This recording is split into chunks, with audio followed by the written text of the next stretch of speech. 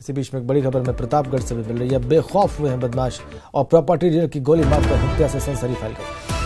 हत्या के बाद रेलवे ट्रैक पर युवक का शव फेंक दिया गया। इस घटना के बाद बदमाश फरार हुए हैं। ये मृतक टिल्लों की पट्टी कोतवाली का रहने वाला है। पुलिस मौके पर पहुंची है, जांच में जुटी है। सारा मामला है नगर कोतवाली के जोगापुर गांव का। एक और जहां मुठभेड़ में गाजियाबाद पुलिस ने बदमाश को गिरफ्त में लिया, वहीं दूसरी ओर यहां पर देखिए प्रतापगढ़। रोहित सिंह हमारे प्रतापगढ़ संवाददाता इस वक्त हमारे साथ फोन लाइन पर। रोहित, और क्या अपडेट है आपके पास इस मामले से जुड़ा? राजेंद्र अपना सवाल दोहराएं फिर से। इस मामले में अपडेट क्या है आपके पास सर? जी राजेंद्र, मैं बताना चाहूंगा ये प्रतापगढ़ का जो है पूरा मामला है और प्रतापगढ़ में बदमाश जो है पूरी तरीके से बेखौफ हो चुके हैं। बीती रात का मामला है। एक युवक त्रिलोकी, जिसका नाम बताया जा रहा है पट्टी इलाके का रहने वाला है, उसको बीती रात जो है घर से जो है बुलाया जाता है, फिर उसको जो है उसकी गोली मारकर जो है हत्या कर दी जाती है और हत्या करने के बाद उसका शव जो है रेलवे ट्रैक को जो है फेंक दिया जाता है। और जैसे ही सुबह होती है, लोग जो है मॉर्निंग वॉक को निकलते हैं तो रेलवे ट्रैक के किनारे उसका शव देखते हैं। आनंद फानन में जो है पुलिस को सूचना देते हैं। पुलिस मौके पे पहुंचती है और जांच में जो है जुटती है। कहीं ना कहीं प्रतापगढ़ में अपराधी जो है पूरी तरीके से बेखौफ हो गए हैं और ताबड़तोड़ जो है घटनाओं को अंजाम दे रहे हैं। खुलासा न होने की वजह से घटनाओं पे अंकुश नहीं लग पा रहा है। राजेंद्र, शुक्रिया आपका रोहित।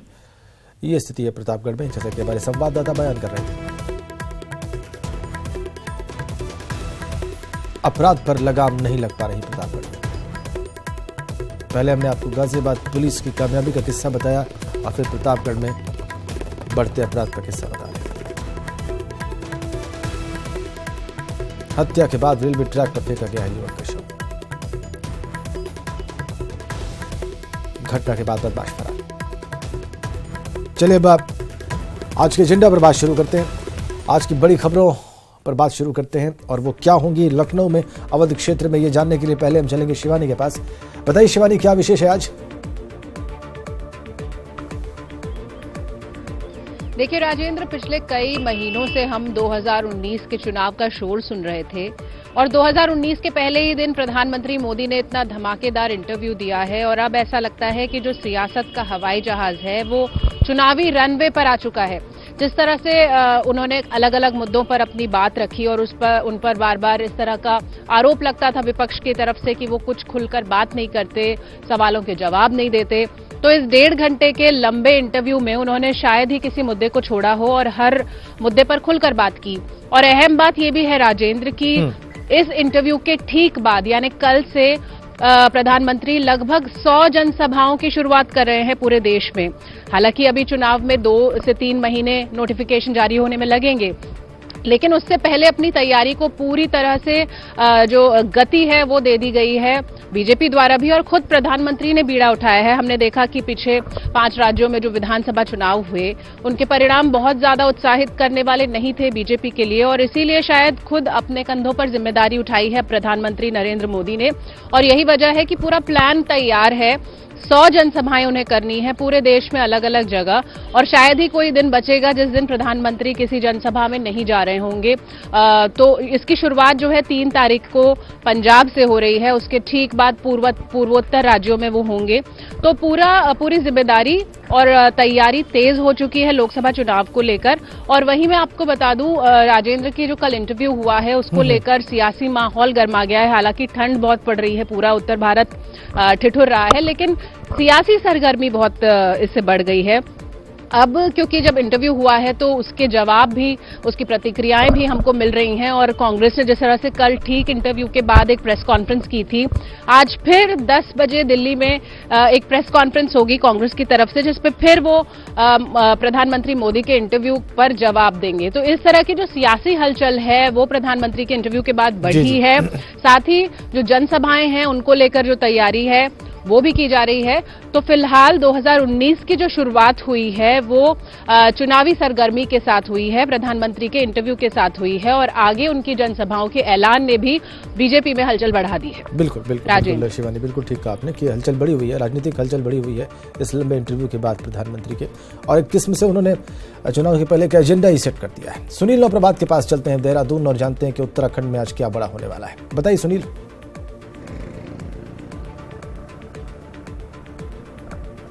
राजेंद्र, उत्तराखंड से आज की जो सबसे बड़ी खबर रहेगी वो पहली है 108 आपातकालीन एम्बुलेंस सेवा को लेकर।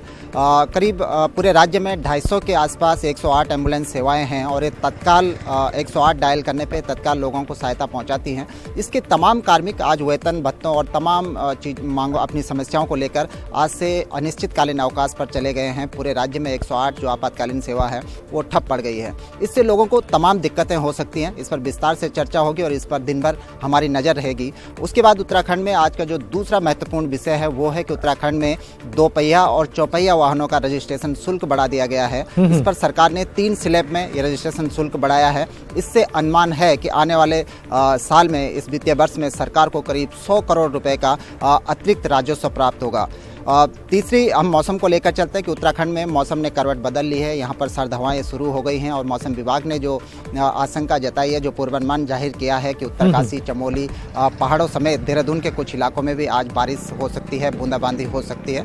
इसके अलावा 5 और 6 जनवरी को भी मौसम विभाग ने उत्तराखंड में बारिश की पूर्वानुमान जारी किया है। तो ये कुछ खबरें हैं जिन पर हमारी नज़र रहेगी। इसके अलावा अन्य भी राज्य में और भी बहुत सारी छिटपुट घटनाएं हैं। जिस तरह से आज हाईकोर्ट शीतकालीन छुट्टियों के बाद आज हाईकोर्ट खुलेगा, तो हाईकोर्ट से जुड़ी हुई तमाम खबरों पर भी हमारी नज़र रहेगी। ठीक है सुनील, मेरठ चलेंगे अब और जानेंगे पश्चिमी उत्तर प्रदेश से आज बड़ा क्या सुनने को मिल सकता है।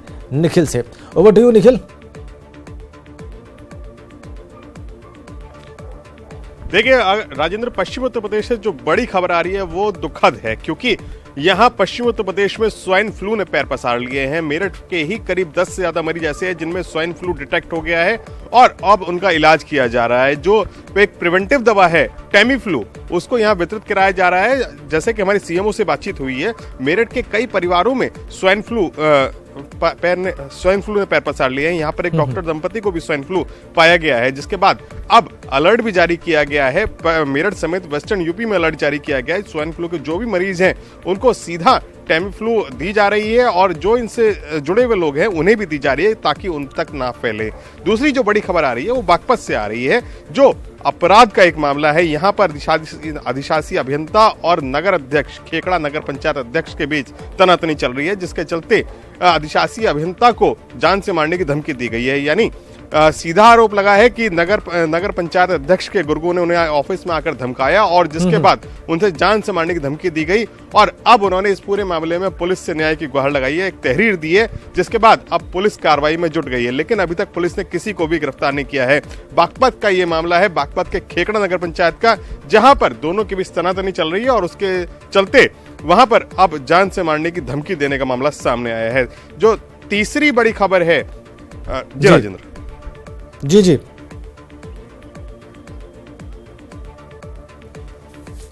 ठीक है निखिल, आपके पास वापस आएंगे। अभी वाराणसी चलते हैं उपेंद्र के पास और उनसे बनारस का और पूर्वी उत्तर प्रदेश का हाल लेते हैं और जानते हैं कि आज वहां पर क्या बड़ा हो सकता है, क्या विशेष हो सकता है। बताइए उपेंद्र।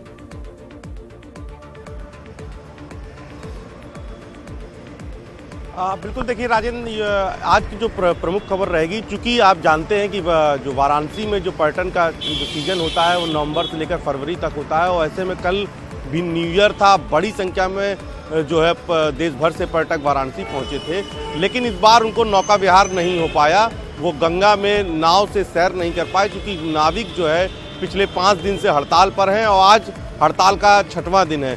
उनकी 6 सूत्रीय मांगे हैं, जिसमें प्रमुख मांग जो है वो गंगा में जो पिछले दिनों क्रूज चलाया गया था उसके विरोध में है। उनका कहना है कि क्रूज के चलते उनकी रोजी रोटी पर संकट खड़ा हो रहा है और उसकी ओर ध्यान देना चाहिए। प्रशासन ने पहल करते हुए बात की, खुद डीएम ने भी बात की उनसे, लेकिन उनका कहना है कि पहले क्रूज बंद कराया डीएम ने और फिर उसके बाद दूसरे अफसरों को, पुलिस और प्रशासनिक अफसरों को भी भेजा, लेकिन हर बार बात बेनतीजा इस बात पर हो गई कि सबसे पहले क्रूज बंद कराया जाए। तो अब ऐसे में देखने वाली बात ये होगी कि आज 6वें दिन भी क्या ये जो हड़ताल है इसमें कोई सुलह का रास्ता निकल पाता है या हड़ताल जारी रहेगी और पर्यटकों को मायूस होना पड़ेगा। जो ये पीक सीजन है, ये पीक सीजन में हर रोज बनारस में करीबन 25 से 30 हजार लोग पहुंचते हैं। तो ऐसे में ये बेहद अहम वक्त है पर्यटन के लिहाज से और नाविकों के और माझी समाज के लिहाज से, जिस पर हमारी नजर रहेगी। दूसरी बड़ी खबर जो गिरोह पकड़ा गया है जाली नोटों का, उससे रहेगी। आज जो नवीन पकड़ा गया था, जिसको एटीएस ने पकड़ा है, उससे कई अहम जानकारियां मिली है। तो सबसे बड़ी पुलिस की जो तफ्तीश है वो इस बात पर है कि वो गिलट बाजार में मिलने किससे आया था, कौन लोग हैं जो जुड़े हुए हैं। बताया जा रहा है, जो नवीन ने अब तक जानकारी दी है उसमें ये चीन से बनी हुई एक प्रिंटिंग मशीन है, जिसमें यहाँ के जो जाली वो है स्टाम्प है, उनके सहारे ये नोट बनाए जाते हैं। और पहाड़ों में और जो गांव सोनभद्र के जो ग्रामीण इलाके, आदिवासी इलाके, वहाँ ये नोट, जाली नोट आसानी से खपाए जाते हैं। अब तक करीब जो है 12,90,000 रुपए के जाली नोट मिल चुके हैं। वाराणसी से पहले मऊ, आजमगढ़ में जो है ये नोट मिले थे। और उसके तो ये अब तक जो नवीन जो पकड़ा गया है, ये पूर्व में जो गिरोह गिरफ्तार हुआ था जाली नोट में, नवीन के तार भी उससे ही जुड़े हैं। तो ऐसे माना जा रहा है कि जो गिरोह है उसकी पूर्वांचल के हर जिले में पैठ बन चुकी है, हर जिले में उनका जाल बिछ चुका है। अब इस जाल को तोड़ने के लिए लगातार पुलिस कोशिश कर रही है और एटीएस इस पर लगातार काम कर रही है। राजेंद्र, ठीक है, जाली नोट एक बड़ी चुनौती हो गई वहां पर पुलिस के लिए और लॉ एनफोर्समेंट एजेंसीज के लिए। अब चलते हैं कानपुर, अमित गंजू के पास और समझते हैं कानपुर का हाल, पूरे क्षेत्र का हाल। बताइए अमित।